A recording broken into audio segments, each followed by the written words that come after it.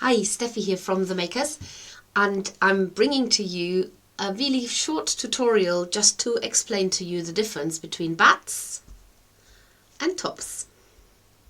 And it might be a very simple thing for some of you, so you might not need this little explanation, but we come across people over and over who actually don't know the difference. So if you are looking at these colours, they all occur here in the Eagle Owl, which is January's Makers subscription box. And the tops tend to be sort of more here at the top where the feathers are finer, and the bats more at the base and also in the making of it.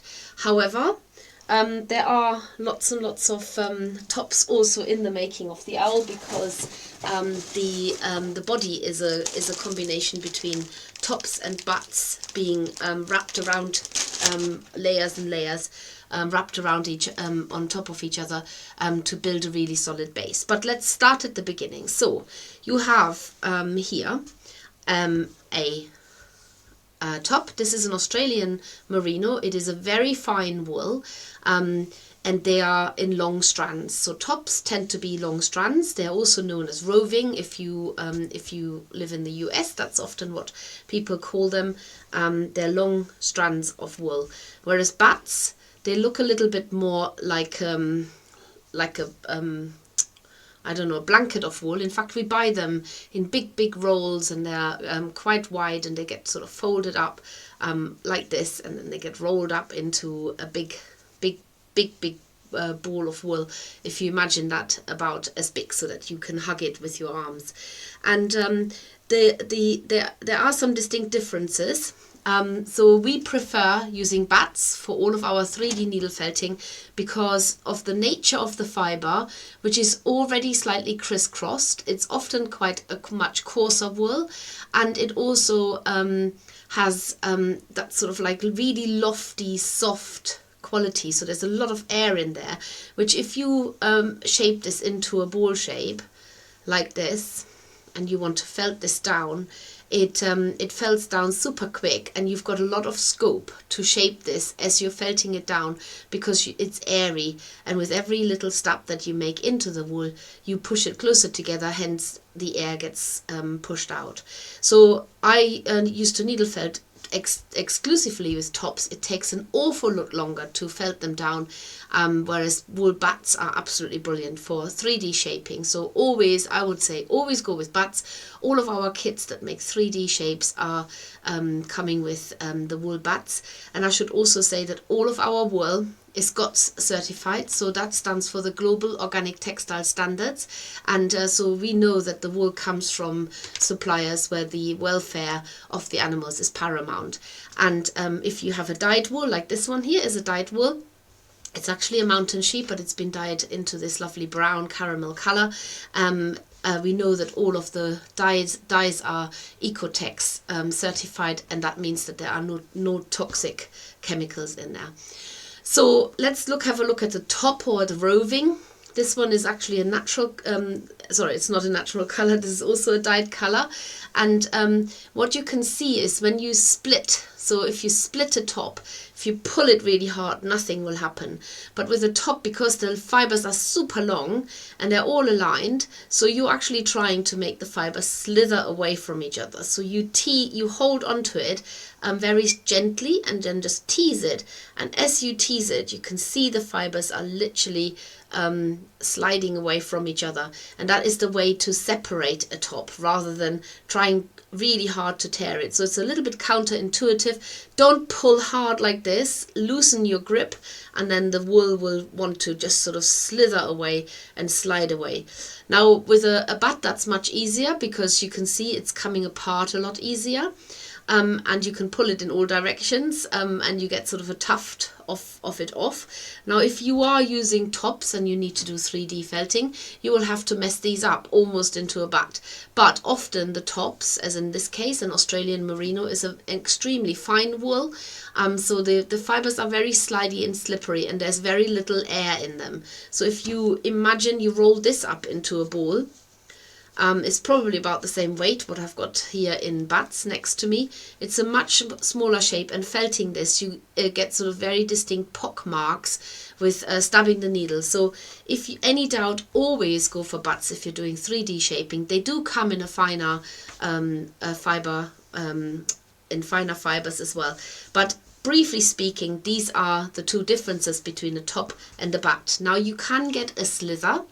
A slither is Lither, and that's a little bit like a hybrid between a top and a bat. Now we tend not to sell them because for us slithers are basically, it's a wool bat, which is this is a wool bat, and a slither is when you take off a long length of wool running along the fibers on the wool bat. So in many ways the slither looks like a top, but it's actually a bat. And if you like the idea of having long strands of lofty wool rather than flat wool, then you can just, as I said, you can just take a wool bat and find out which way the fibers are running and just tease the fibers off lengthways, and then you also get a long strand of wool that in very many ways looks like a slither. It's actually a byproduct of producing carded wool, and a lot of certainly our processor who we buy from, they've got rid of that particular part of the carding machine that creates the slithers, because it's a byproduct. So it's actually substandard. But if you want to make your slithers, you can make them from bats yourself. Now some wool bats are super short, like this Portuguese merino, and if they're super short, they're also not so suitable for sculpting or making a firm core, because if you imagine you've got short fibers and they need to be felted together so that they stick together like this. Now if you've got short fibers, they can't reach as far, and therefore it comes apart, or it remains very lofty. If you've got a very long fiber, it takes a lot longer to get them to knit together, which is why a top is less easy to felt down. It is possible, but it takes a lot longer and a lot harder work, and you will probably have to start up with a finer needle. Now in general, a coarse bat requires a coarse needle, and a finer bat or top requires a finer needle. So if you are trying to felt down a wool top with coarse needles, you probably find it's not working very well, and it just sort of messes it up. Now we always say with all of our customers when they come to us, or not customers yet, but just people who come for help, and if they say needle felting's not working for me, I can guarantee you it's either the wrong needle or the wrong wool that you're using. And so I can only say just buy from us, and we always have the right combination of needle and wool. Now the one that you're looking at here is actually not a wool, it's a plant fiber, and plant fibers, even though this looks like a lovely top, are actually quite hard to needle felt because they're quite a harsh fiber, and so they can often break your needle. But if you mix it in with wool, then you're in luck. Now you can mix tops and bats together. If you're mixing wools, you can do that. So you would proceed exactly the same way as if you're mixing two bats together. You literally just tease them apart like this, and this is why we always say when you're mixing wool, try and align the fibers going in the same direction, so rather than crisscrossing them and messing them up. If you have nothing but tops at home and you want to use them up, now tops are great for surface colour, so you can actually use them especially in landscapes. Tops are also great for wet felting because they make a very strong felt, and you can mess tops up to try and use them similar to a bat. As I said, it is quite hard work, but if you have a top like this, you can mess it up and get it to be crisscrossed. Now you're not shortening the fibers doing that, but you're making it almost into sort of a bat-like version. But my motto is, why do this extra step when you can buy literally the bat to use first off. I hope this has helped a little bit.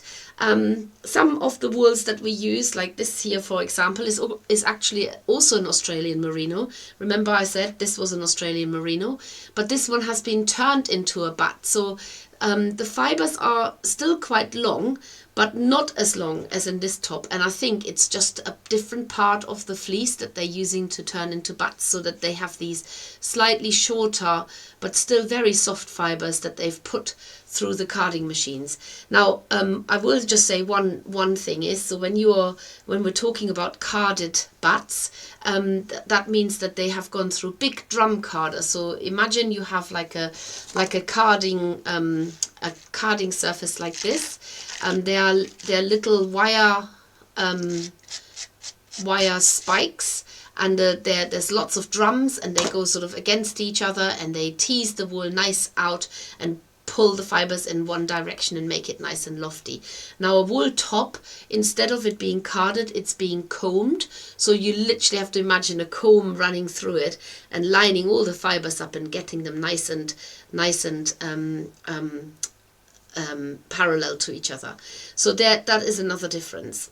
So I hope that this has been useful, but you can use both of them on our eagle owl, and as I've been saying in the instructions, if you're following this project, then do the decorations or the patterns here on the body first with the wool bats, but later on, if you want to, you can refine some of these by adding wisps of wool tops, because they make a really lovely feathery look or furry look. So if you're making a fur plant implants, then definitely use the tops, because they're much more like long-haired animals, like a dog or something like that. But also they make a really good imitation of feathers, as you can see here in the face. So that's all from me today.